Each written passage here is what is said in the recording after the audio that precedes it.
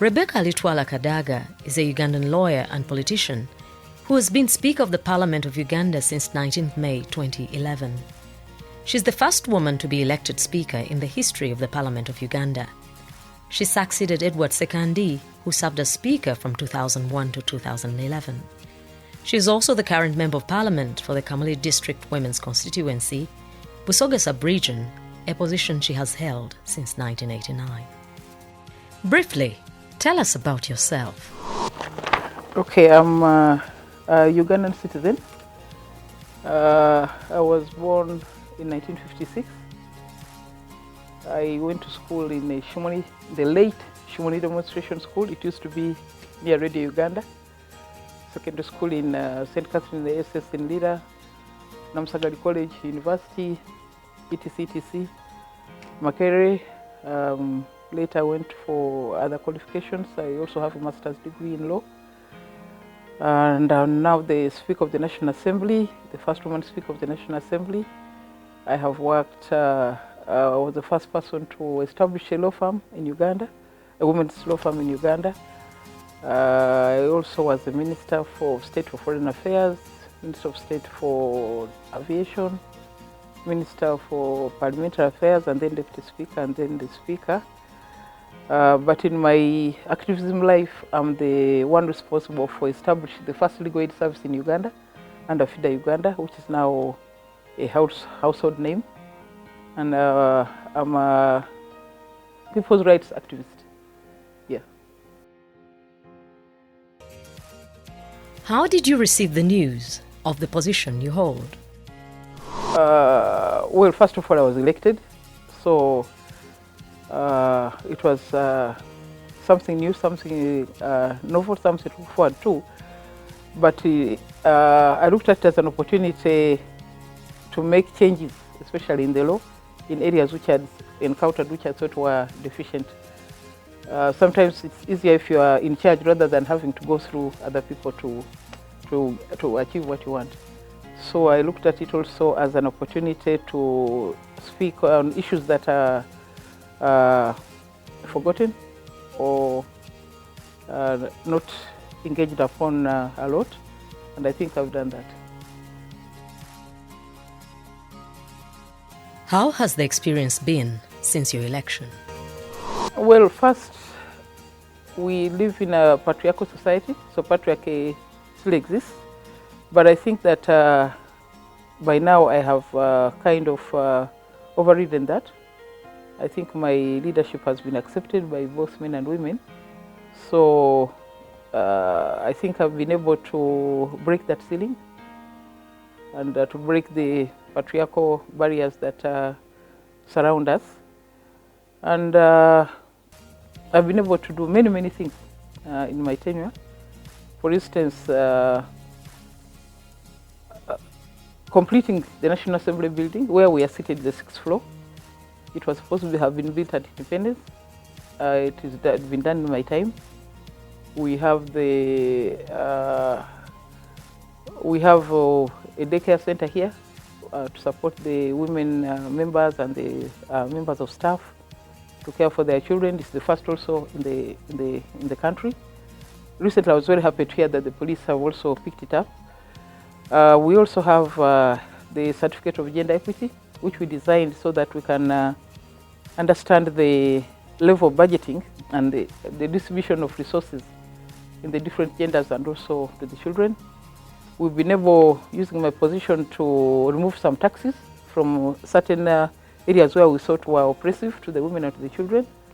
For instance, we removed taxes on sanitary towels to make them more affordable. We also removed the taxes on the creams used by the albinos.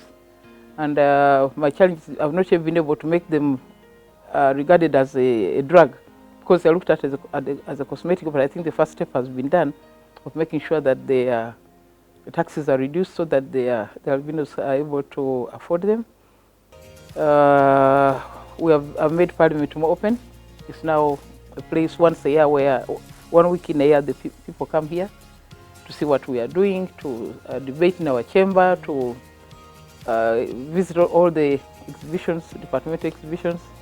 So that's also a big part of our calendar. So there are many things. We have made many reforms in the laws. We have, for instance, we have made it a condition that if there is a facility like a market, we should have a daycare center in those markets.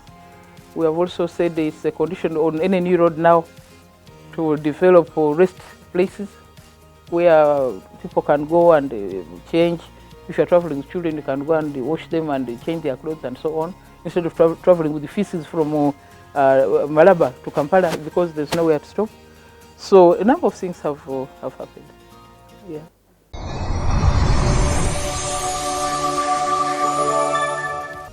Rebecca Kadaga shares her experience and memories when she had just joined Parliament and how challenging things were in a male-dominated field. Oh, first of all, it was a new experience. We had no role models because before that there had only been less than 5 members of Parliament. In the Leg Code there were a number of women, but they were no longer there. Then in the second, third Parliament there were a few women. Then we had a period when there was no Parliament. Then during that time we had 2 women ministers, Mrs. Senkatuka and Elizabeth Bagaya. Those were the only ministers at that time. Later, in the UNLF days, we had Mrs. Nambirembe Bitamazile. Women were really few. So we had no experience of members of Parliament.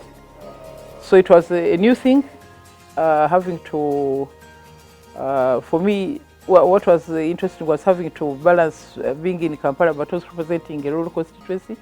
At that time, we had no proper transport, so you would have to take a taxi to go to Kamuli, come back, and so on, consult the people. It was difficult but interesting. Also, because there were not many women here, the facilities here were fewer. There was 1 toilet only for the women because we were not expected to be here. So it was a very new experience. So really, we learned on the job. The leaders now have us to learn from, but for us there was nobody. You jumped in the deep end and started swimming. So I'm really happy that we have been able to overcome all those and get where I am. What are the challenges of a woman holding such an influential position? The challenges are that you don't stop being a woman. You have to run your home, but also run the office. You know, the men have got wives. So for them, they go to work and the wives are busy organizing in the market and so on. But so here, you have to do all. So that's one of the challenges. But also being able to really work ahead of everybody so that you are able to give guidance to the people you lead, not to flounder when there is an issue. So I think those are some of the challenges that we have had to undergo. How do you relate to the 2020 Women's Day theme, celebrating 25 years of the 1995 Constitution milestone of promoting gender equality and women empowerment in Uganda?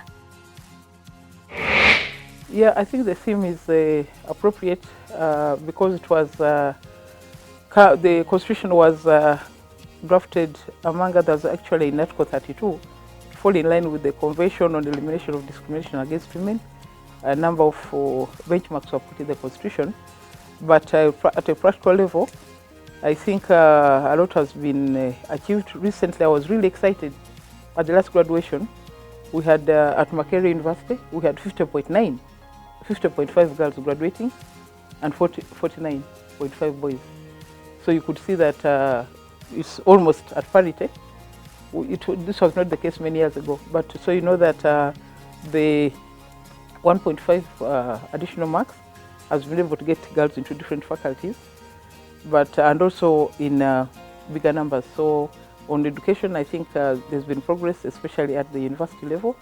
Of course, we do have challenges at the lower level, the high rate of attrition, the absence of sufficient facilities. Some places have no schools, no secondary schools. So those are problematic. But at the decision-making level, I think we've done well because we have leaders from LC1 up to the national level. We have the women and youth councils, they're also there, the local government councils. So I think that on decision making we have made progress.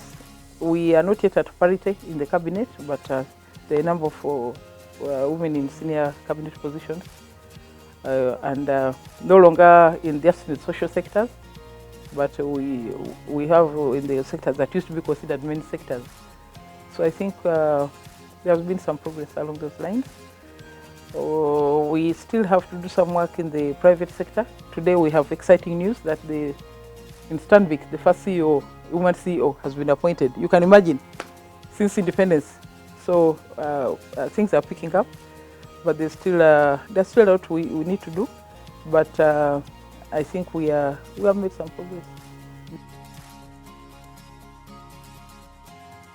What inspires you in life?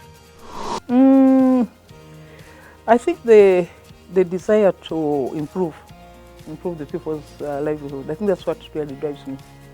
Yes, that's one of the things that drives me. Yeah. What general advice would you give to the women watching you today? One, I would want to wish them a happy Women's Day, and to say that we should continue exploring opportunities and taking advantage of them. We should seek more information about education, about business, about all the sectors of society, so that we're able to identify what we need to do. And also to take advantage of the government programs that are existing where they are. But within the industry, I think there are areas that we still need to work on. So I just want to say, really, let's work together, and that we are still. I'm happy to continue being your big voice in the government. I'm the biggest voice in the hierarchy, so I say let's work together and change what we can, because we have an opportunity now. What don't people know about you? I think they may not know that I'm a godly person. Yes, I think that's what they don't know about me. Yes. Yes, I believe in God and so on. So I think that's what they don't know about me. But maybe you could ask them; they will tell you what they don't know about me. Bana kodeyo, ndi ano parliament tukogera kubyena ku dirijo kujamu edo kudaguza lunaku lw'abakyala. Mbendeza birungi byerere, ndikwenda okwebaza abakulembeze ebirimu gye mukoze mu byalo, ndikwenda okwebaza abakulu b'ebibiina bye mulikola obubonaife obuniigiina n'ebintu ebindi ebiriwo ekyo gyena mugyebale, n'okuba nti tweyongere okutambulira agalala nga tuteesa era nga tuwuliriza ebintu ebinaatuyamba ebinaatutolayo mu bwavu tusobole okweyagala.